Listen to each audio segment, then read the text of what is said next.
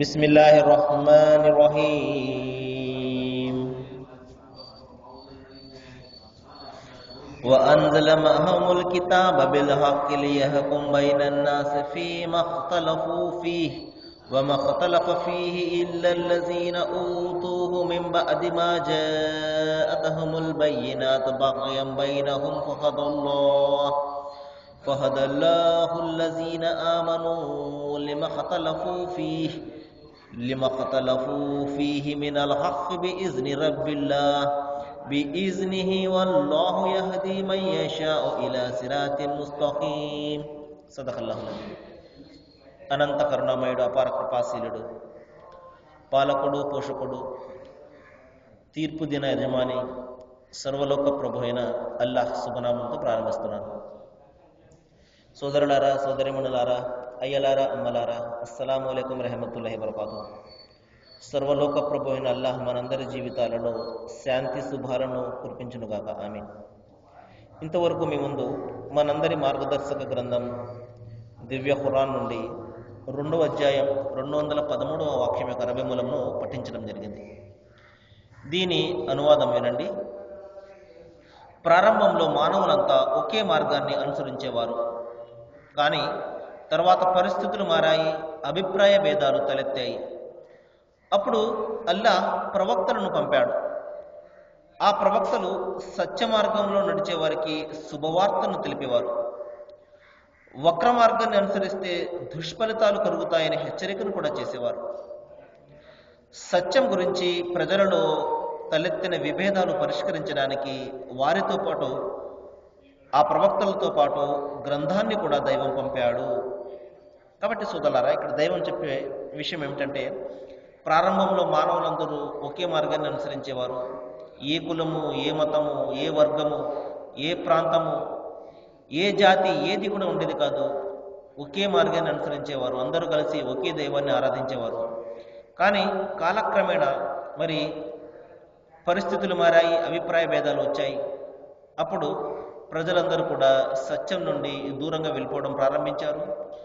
అప్పుడు దైవము తన ప్రవక్తలను పంపి తిరిగి దైవాన్ని నుండి దూరంగా పోతున్నటువంటి ప్రజలను తిరిగి దైవం వద్దకు చేర్చడం కోసము తన ప్రవక్తలను, తన గ్రంథాలను ఆయన పంపడం జరిగింది. మరి ఎవరైతే ఆ ప్రవక్తల మాటలను వినేవారో వారు తిరిగి దైవం వద్దకు వచ్చేవారు. మరి ఎవరైతే తమ మనోకాంక్షల దాస్యాన్ని చేసేవారో వారు దైవం నుండి మరింత దూరంగా వెళ్ళిపోయేవారు. ఈ ప్రవక్తలందరూ మరి 2 విషయాలను బోధించేవారు. ఒకటి శుభవార్తను ఇచ్చేవారు, 2 హెచ్చరికలను చేసేవారు. శుభవార్త ఏమిటంటే స్వర్గం అనే శుభవార్త. అది ఎవరికంటే ఎవరైతే దైవం ఒక్కడే అని విశ్వసించి ఆయన ఒక్కరిని మాత్రమే ఆరాధిస్తారో, ఆయన ఆజ్ఞ మేరకు జీవితం గడుపుతారో వారికి ఇహలోకంలో కూడా శాంతి, మరియు పరలోకంలో మరణం తర్వాత రాబోయే జీవితంలో శాశ్వతమైన సాఫల్యము అనే శుభవార్తను ఇచ్చేవారు. ఇక హెచ్చరికను కూడా చేసేవారు. అదేమిటంటే ఎవరైతే దైవాన్ని విడిచిపెట్టి మరి మిథ్యా దైవాల ఆరాధన చేస్తారో, దేవుని యొక్క ఆజ్ఞ మేరకు కాకుండా తమ మనోకాంక్షల మేరకు ఎవరైతే జీవితం గడుపుతారో అటువంటి వారికి భయంకరమైనటువంటి నరక శిక్ష ఉన్నది అనే హెచ్చరికను కూడా ఆ ప్రవక్తలు చేసేవారు. అదే విషయాన్ని దైవం ఇక్కడ చెప్పడం జరిగింది. మరి అంతేకాదు, ప్రవక్తలతో పాటు దైవము పరమ సత్యం ఉన్నటువంటి గ్రంథాలను కూడా ఆయన పంపించడం జరిగింది. ఎందుకంటే దేవుని ఆజ్ఞ ఏ విధంగా అమలుపరచాలో ప్రవక్త మనకు తెలుపుతాడు. కాబట్టి దేవుని ఆజ్ఞ మరియు ప్రవక్త యొక్క సాంప్రదాయము, ఈ 2 కూడా ప్రధానమైనటువంటి అంశం.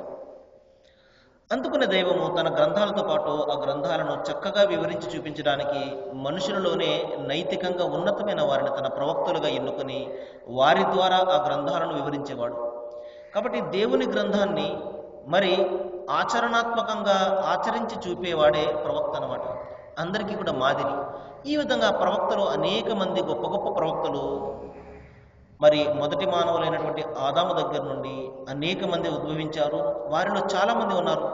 మరి ఇబ్రాహీము ప్రవక్త, అబ్రహాము ప్రవక్త అంటారు, ఈయన మోషే ప్రవక్త, మూస ప్రవక్త అంటారు, క్రీస్తు యేసు, ఈసా ప్రవక్త అంటారు. ఈ విధంగా అనేక గొప్ప గొప్ప దేవుని ప్రవక్తలు గతించారు. మరి ఆ పరంపరలో చివరి వారే మనందరి కోసం వచ్చినటువంటి ప్రవక్త ముహమ్మద్ సల్లల్లాహు అలైహి వసల్లం వారు. ఈ ప్రవక్తలందరి సందేశం ఒక్కటే, అదేమిటంటే దైవం ఒక్కడే, ఆయన మాత్రమే ఆరాధనకు అర్హుడు అని.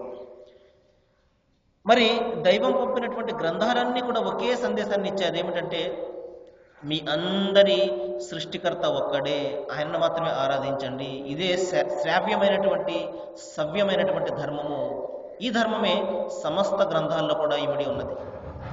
కాబట్టి తర్వాత దైవం ఇక్కడ చెప్తున్నాడు, అభిప్రాయ భేదాలు తలెత్తడానికి ప్రధానమైనటువంటి కారణం ఏమిటంటే ఎవరికైతే సత్యం ప్రసాదించబడిందో వారు ఒకరిపై ఒకరు మరి అన్యాయం చేసుకోదలిచిన కారణంగానే విభేదాలు తలెత్తాయి తప్ప సత్యం తెలపకపోవడం కాదు సోదరులారా.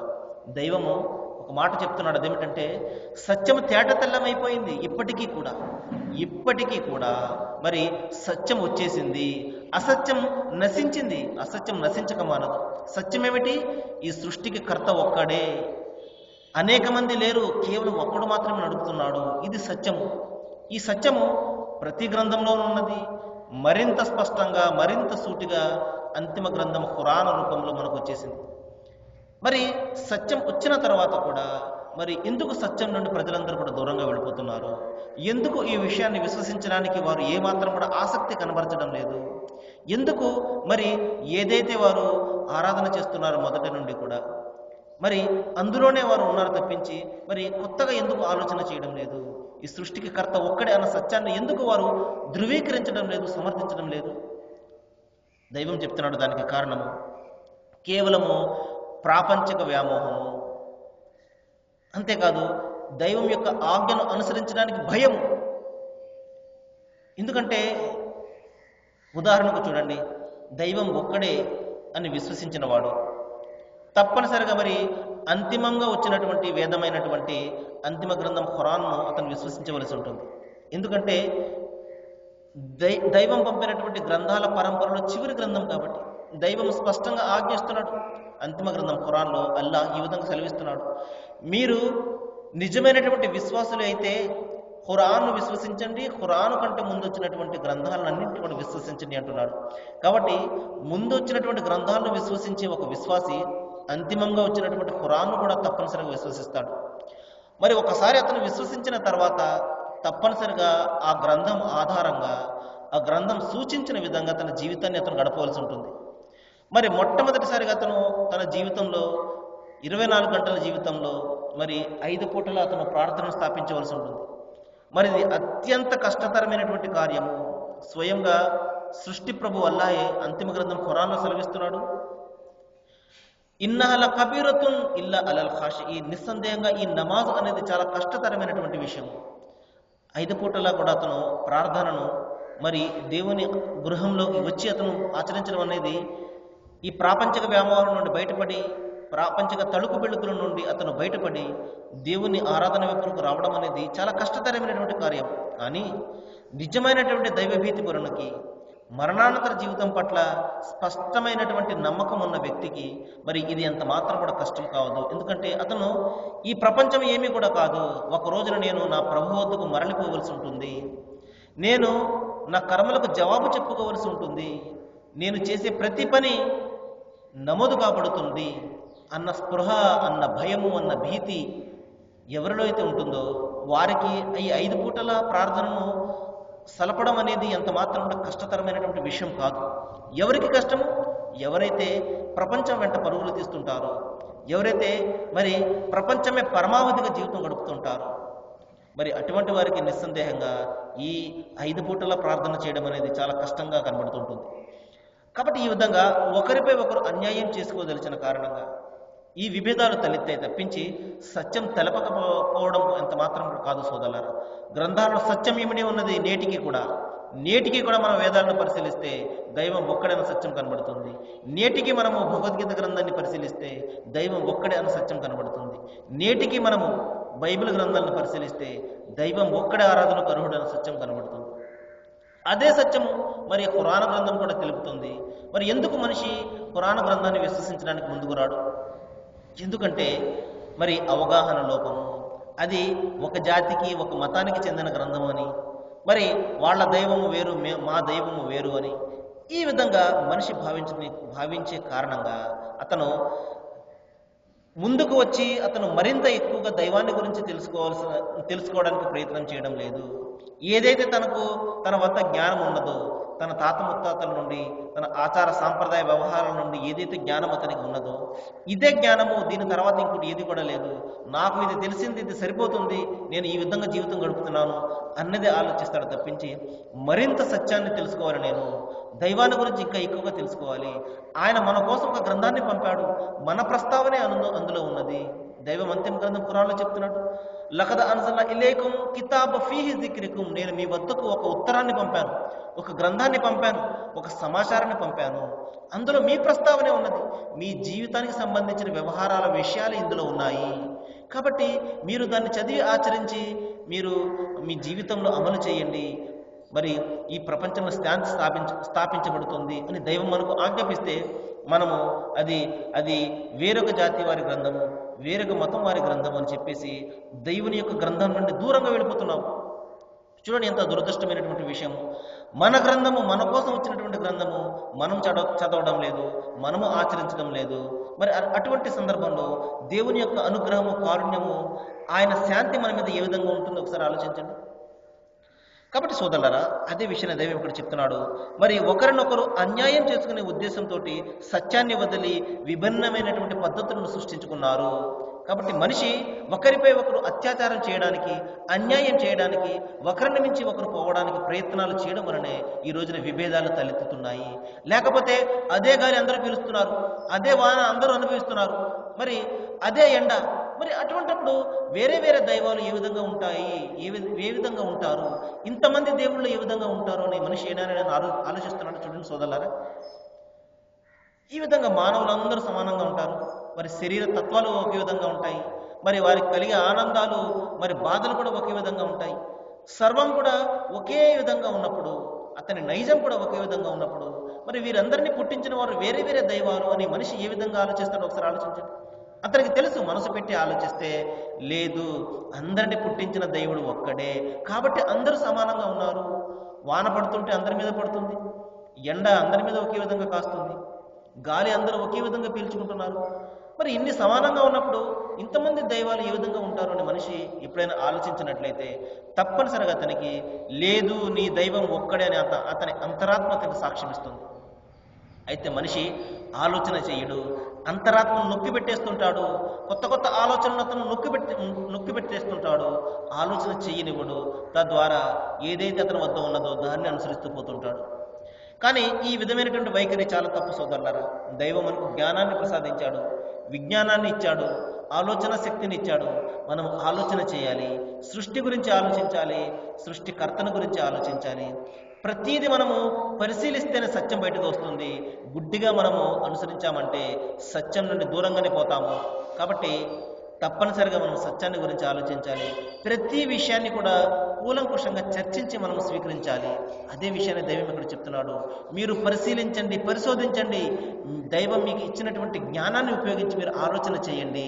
ఈ భూమిని చూడండి, ఆకాశాన్ని చూడండి, ఇంకా సకల వనరులను చూడండి, మీకు మీ దైవం జ్ఞాపకం వస్తాడు, వీటిని పుట్టించినటువంటి సృష్టికర్త జ్ఞాపకం వస్తాడు అని దైవము మనిషి యొక్క బుద్ధిని, ఆలోచనను తట్టి లేపే విషయాలను ఇక్కడ బోధిస్తున్నాడు. కాబట్టి సోదరులారా, మరి అసలు సత్యాన్ని వదిలి విభిన్నమైన పద్ధతులను ప్రజలు ఎందుకు సృష్టించుకున్నారు అంటే ఒకరిపై ఒకరు మరి అన్యాయం చేసుకోవాలనే ఉద్దేశంతో.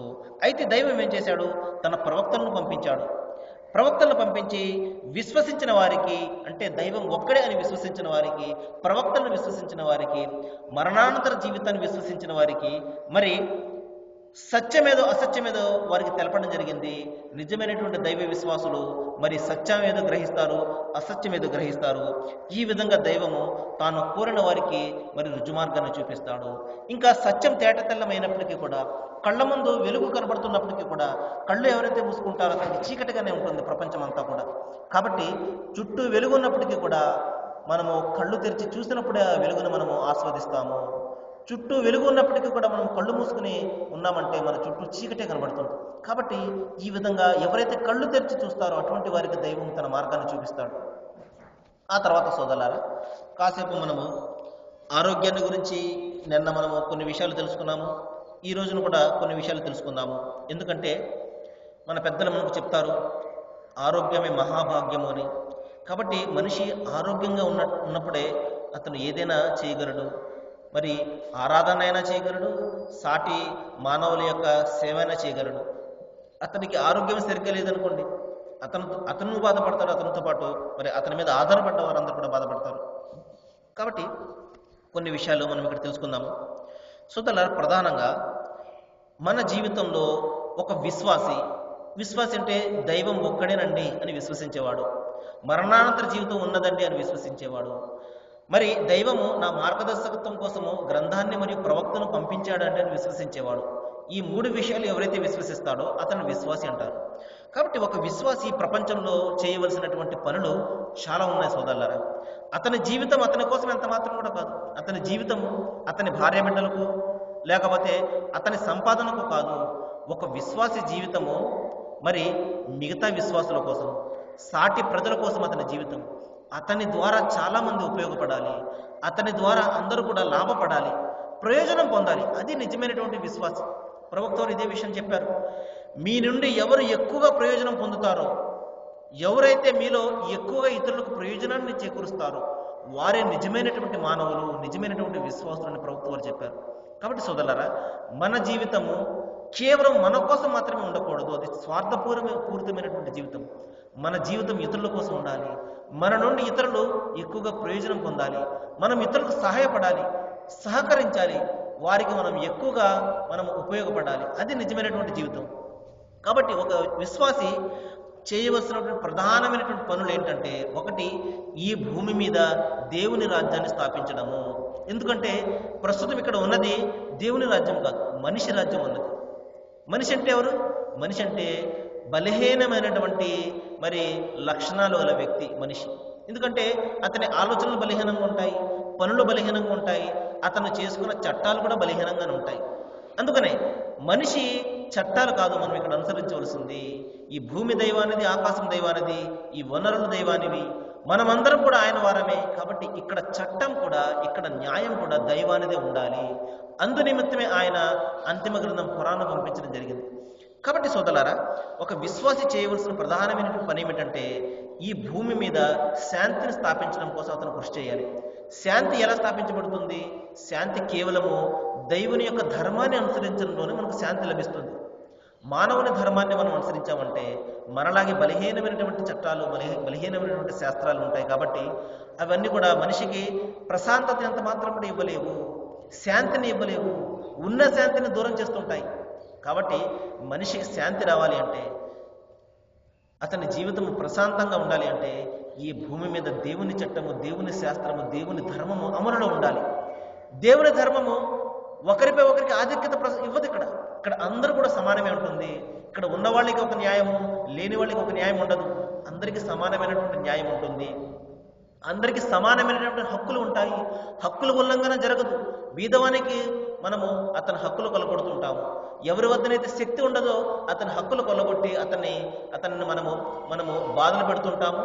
మరి అతని మీద అత్యాచారాలు చేస్తుంటాం. ఉదాహరణకు చూడండి, ఈ రోజున ప్రపంచంలో మనము పలస్తీనా ప్రజలను, గాజా ప్రజలను ఈ రోజున మనం చూసుకుందాం. మరి అన్యాయంగా వారిని మరి బాంబులు వేసి చిన్న చిన్న పిల్లలను, స్కూళ్ళ మీద బాంబులు వేసి చిన్న చిన్న పిల్లలను చంపేస్తున్నారు.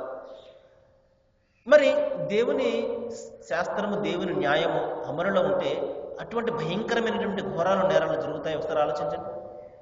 కాబట్టి ప్రపంచంలో మానవులందరికీ సమానమైనటువంటి న్యాయము దక్కాలి అంటే, సమానమైనటువంటి హక్కులు అందరికీ కూడా రావాలి అంటే, ఈ ప్రపంచంలో మరి దేవుని చట్టం అమలు రావాలి. అందరిలో దైవభీతి ఉండాలి. నేను చేస్తున్నటువంటి పని దైవం ముందు సమాధానం చెప్పుకోవాలన్న దైవభీతి, పాపభీతి అతనిలో రావాలి. ఆ పాపభీతి, దైవభీతి రావాలి అంటే దైవం యొక్క చట్టము మరి అమలులో ఉండాలి.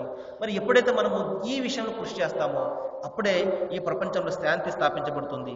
కాబట్టి ఒక విశ్వాసి చేసే అనేక పనులలో ప్రధానమైనటువంటి పని ఏమిటంటే, ప్రపంచంలో శాంతిని స్థాపించడం కోసం అతను కృషి చేయాలి. ఎందుకంటే దైవము శాంతిని ప్రేమిస్తాడు. అల్లకొల్లలో ఇంత మాత్రం కూడా సహించడు. దైవం అంతిమ గ్రంథం ఖురాన్లో చెప్తున్నాడు, మీరు అన్యాయంగా ఒక మనిషి ప్రాణాన్ని తీసినట్లయితే సమస్త మానవ జాతి ప్రాణాలను తీసినంత పాపాన్ని మూటగట్టుకుంటారన్నాడు. మరి ఎవరైనా ఒక మనిషి ప్రాణాన్ని మీరు కాపాడగలిగినట్లయితే సమస్త మానవ జాతి ప్రాణాలను కాపాడినంత పుణ్యాన్ని మీరు సంపాదించుకుంటారన్నాడు. కాబట్టి ఎందుకంటే ఈ ప్రాణం అనేది దైవం ఇచ్చినటువంటి సొత్తు.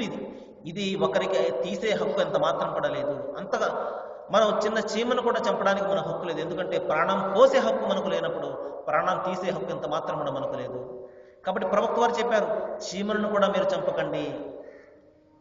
మీకు హాని కలిగించేది ఏదైనా అయితే దాన్ని చంపడం ధర్మసమ్మతం అవుతుంది. ఏ పాము లేకపోతే ఏ విషపురుగు మన మీద దాడి చేస్తున్నప్పుడు వాటిని చంపే హక్కు ఉంటుంది తప్పించి అన్యాయంగా ఏ ప్రాణాన్ని చంపే హక్కు ఎవరికి కూడా లేదు సోదరులారా. అందుకని దైవం చెప్తున్నాడు, వలా తుఫ్సిదు ఫిల్ అర్ద్ బాద ఇస్లాహిహా. దైవము ఒక సమతుల్యతను పెట్టాడు ఈ ప్రకృతిలో. కాబట్టి మీరు ఈ ప్రకృతిని భంగం చేయకండి, ఎంత మాత్రం కూడా అల్లకొల్లోలను మీరు సృష్టించకండి, ప్రశాంతంగా ఉండండి, ఇతరులను కూడా జీవింపజేయండి. మీరు స్వయంగా ప్రశాంతంగా జీవించండి, ఇతరులను కూడా జీవింపజేయండి అని దైవం నిర్దేశించాడు. కాబట్టి సోదరులారా, మనము మన కోసము కాదు ఇతరుల కోసం మనము జీవించాలి. మరి అందుకనే ప్రవక్త వారు చెప్పారు, మరి నీవు కడుపు నిండా భోజనాన్ని చేసి నీ పొరుగువాడు పస్తులు ఉన్నట్లయితే నీవు విశ్వాసివే కావన్నారు. ఇంకా చెప్పారు, మానవులందరూ అన్నదమ్ములు లాంటి వారు, కాబట్టి మీరు కలిసిమెలిసి జీవితం గడపండి, చేతనైతే ఇతరులకు సహాయం చేస్తూ జీవితం గడపండి తప్పించి ఇతరుల మార్గాల్లో మీరు అడ్డంకులు సృష్టించకండి అని ప్రవక్త వారు చాలా స్పష్టంగా నిర్దేశించారు. ఇక్కడ ఎవరికి ఆధిక్యత లేదు, అందరూ కూడా దేవుని దృష్టిలో సమానమే. ఎవరు ఎక్కువగా దైవానికి భయపడతారో వారు దైవానికి ఎక్కువగా ఇష్టలు తప్పించి ఇక్కడ మనిషి సంపాదించేది ఏది కూడా దైవం వద్దకు రాదు అని చెప్పేసి ప్రవక్త వారు చాలా స్పష్టంగా నిర్దేశించారు. కానీ మనిషి ఈ రోజున మరి ఒకరిపై ఒకరు అత్యాచారాలు, ఒకరిపై ఒకరు అన్యాయాలు, అతను నాకంటే ఎక్కువగా ధనాన్ని సంపాదిస్తున్నాడని, అతను నాకంటే బాగున్నాడని అని అతను ఈ రోజున మరి మనసులో అసూయతోటి ఈ విధమైనటువంటి చెడు గుణాలతోటి మరి అత్యాచారాలు చేస్తున్నాడు, ఒకరిపై ఒకరు అన్యాయాలు చేస్తున్నాడు. తద్వారా ఈ ప్రపంచం అంతా అశాంతిమయం అయిపోతుంది. మరి కులాల పరంగా, మతాల పరంగా, ప్రాంతాల పరంగా, మరి రాజ్యాల పరంగా, జాతుల పరంగా మనిషి ఈ రోజున విడిపోయి భయంకరమైనటువంటి మారణ హోమాన్ని సృష్టించుకుంటున్నాడు. మరి చిన్న చిన్న పిల్లలను సైతము మరి ఈ విధంగా నిర్లజ్జగా మరి ఏమాత్రం కూడా దైవభీతి లేకుండా ఈ రోజున చంపేస్తున్నాడు. కాబట్టి సోదరులారా, మరి ఈ రోజున మనము తెలుసుకున్నటువంటి విషయము, దైవము మరి తన ప్రవక్తను, తన గ్రంథాన్ని పంపించిన తర్వాత కూడా మనిషి ఒకరిపై ఒకరు అత్యాచారాలు, అన్యాయాలు చేసుకునే ఉద్దేశంతో సత్యం నుండి దూరంగా పోతున్నారు తప్ప దైవము సత్యము తెలపబడకపోవడం ఎంత మాత్రం కూడా కాదు. సత్యం తెలిపేశాడు, అయినప్పటికీ కూడా మనిషి దాన్ని స్వీకరించడానికి, దాని గురించి ఆలోచించడానికి ఈ రోజున ప్రయత్నం చేయడం లేదు. కాబట్టి సోదరులారా, మనము ఆలోచన చేయాలి, కళ్ళు తెరవాలి, అప్పుడే మన చుట్టూ వెలుగు కనబడుతుంది. మనకు దైవం ఒక గ్రంథాన్ని పంపించాడు, అందులో మన ప్రస్తావన ఉన్నది. దానిని మనము చదివి అర్థం చేసుకుని దాన్ని మన సమాజంలో స్థాపించడం కోసం ఎప్పుడైతే కృషి చేస్తామో అప్పుడే మనకు శాంతి లభిస్తుంది. అంతవరకు మనము శాంతి కోసం ఎంతగా పాకులాడినప్పటికీ శాంతి మనకు దూరంగానే పోతుంది తప్ప ఎంత మాత్రం కూడా దగ్గరికి రాదు.